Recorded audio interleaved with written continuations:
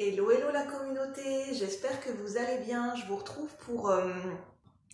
En fait, cette vidéo, ce partage fait la suite d'une vidéo que j'ai déjà tournée hier. Je ne sais pas pour ceux et celles qui l'ont vue. C'est une vidéo où je vous explique mes expériences et mes ressentis par rapport au sujet de l'ego blessé. Et j'ai pas tourné la vidéo de suite parce que je me sentais pas, j'avais pas spécialement d'inspiration flagrante pour tourner la deuxième partie de vidéo. Voilà, je sentais pas un appel et un besoin de tourner une deuxième partie de vidéo, plus que de raison.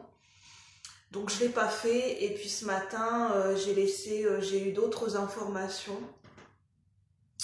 Je voulais être sûre comment dire, quand je tourne une deuxième partie de vidéo, c'est que pour que ça serve à quelque chose.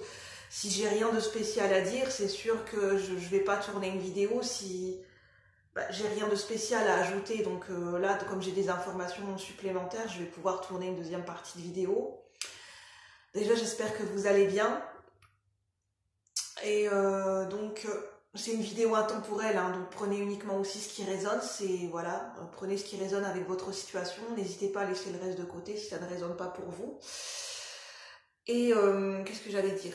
En fait, ce matin, j'étais encore tiraillée et je me suis rendu compte que moi, je suis souvent dans la dualité. J'ai toujours fonctionné comme ça, je suis hésitante, j'ai du mal à me positionner, à me faire confiance, parce que j'ai du mal à faire le lien entre mon cœur et ma tête. C'est-à-dire que ma tête va me dire quelque chose, j'ai mon mental, il y a des moments qui va prendre le dessus, et j'ai du mal à me situer, à me positionner entre le cœur et la tête, et à essayer de trouver un terrain d'entente.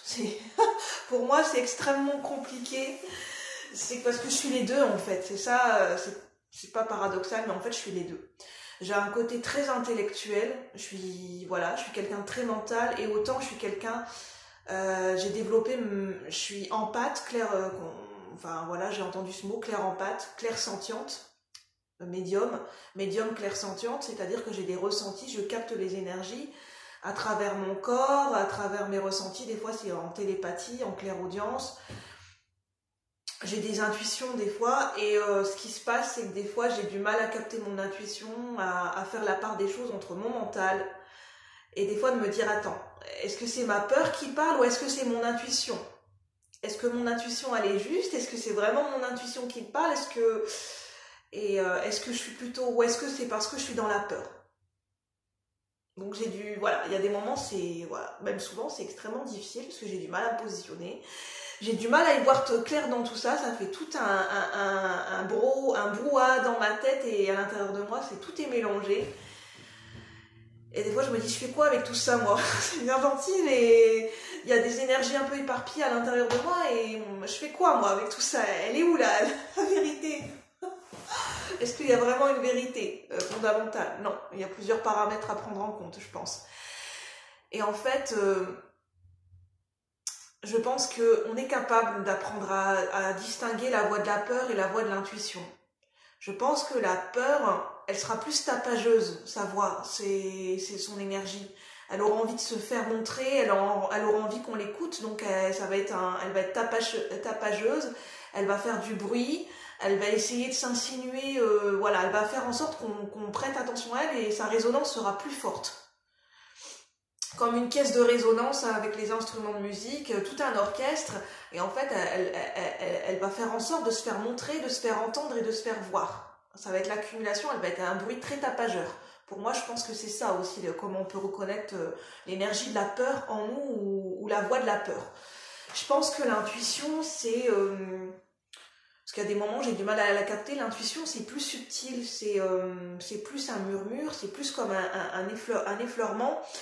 Et c'est pour ça qu'on a du mal à la capter, parce que des fois la peur et le mental prend trop le dessus, on l'entend plus qu'on a... En fait, la voix de l'intuition, elle a du mal à se faire entendre. Et l'intuition, c'est quelque chose de plus subtil, c'est quelque chose de l'intuition... elle va droit au but, elle va à l'essentiel en fait, elle dit le message que vous avez besoin d'entendre. Des fois ça va être un message court, ça va être un ressenti très court, très fulgurant, qui va passer comme un éclair. Et j'avais déjà envie de vous redire ça. Donc prenez uniquement ce qui résonne.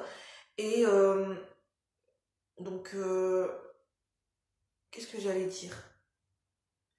J'allais vous parler, j'ai eu des ressentis visuels, j'ai eu des représentations mentales, des visualisations et des ressentis qui ont passé aussi par mon corps en clairsentience. Et en fait, j'ai ressenti que l'image qui m'est venue, c'est comme un château fort, c'est comme la construction d'une ville. L'ego blessé, par exemple, vous avez une blessure, que ce soit la blessure de rejet, blessure d'abandon, d'injustice, d'humiliation, de trahison. Vous avez le point central qui est la blessure. Par exemple, qui s'est activé ou par rapport à un événement, ce que vous avez vécu dans l'enfance ou dans le passé, ou que ce soit un passé récent ou lointain.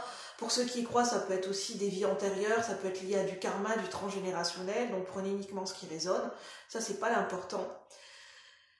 Et en fait, vous avez cette blessure qui est là, qui s'est ancré en vous, par exemple dans le corps, dans les mémoires cellulaires, qui a un impact, qui a une résonance aussi, un lien avec les émotions, avec le mental. Et en fait, ce qui se passe, c'est qu'autour de la blessure, vous avez par exemple la blessure, la construction, c'est le château fort, un château. La tour centrale, un château. Et on sait bien qu'autour des châteaux forts, généralement, il y avait des constructions. Il y avait d'autres bâtiments, il y avait des tours qui avaient différentes fonctions. Vous avez les écuries, vous avez le jardin, l'orangerie, vous avez la forgerie, enfin vous avez différents bâtiments, où vous avez tout le peuple qui a construit toute la ville autour du château fort. Et en fait, autour de la blessure, le château fort, en fait, c'est construit différentes choses autour de cette blessure. Il y a différentes constructions. Et en fait, ces différentes constructions, par exemple, ça peut être au niveau mental. Si on revient au niveau concret, au niveau mental, comment la blessure peut interagir avec notre mental, comment c'est lié avec notre construction mentale, si c'est lié à nos peurs et à nos blessures. Par exemple, la blessure de rejet, ou prenez une blessure principale, en fait, il peut y avoir des constructions qui se sont faites au niveau mental autour de cette blessure. Il peut y avoir des peurs. Il peut y avoir des peurs spécifiques qui sont liées à cette blessure.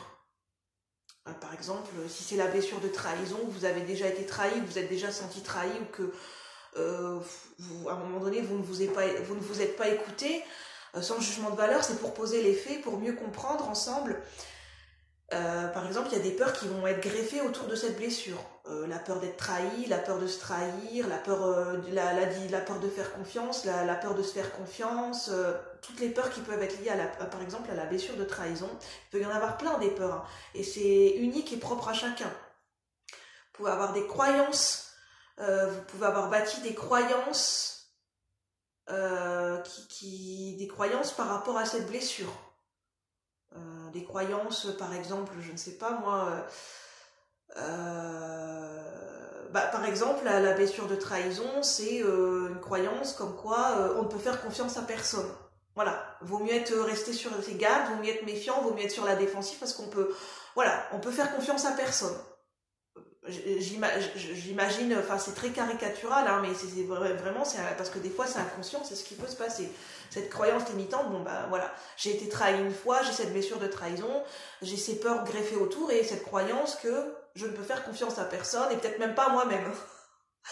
Je le prends sur ton humour, mais voilà. Et donc il y a des choses qui peuvent se construire, des constructions spécifiques au niveau mental, au niveau des peurs qui peuvent se matérialiser tellement elles peuvent être fortes et inconscientes. Ça peut créer des illusions, c'est-à-dire qu'on ne sait plus quelle est la réalité de ce qui est illusoire.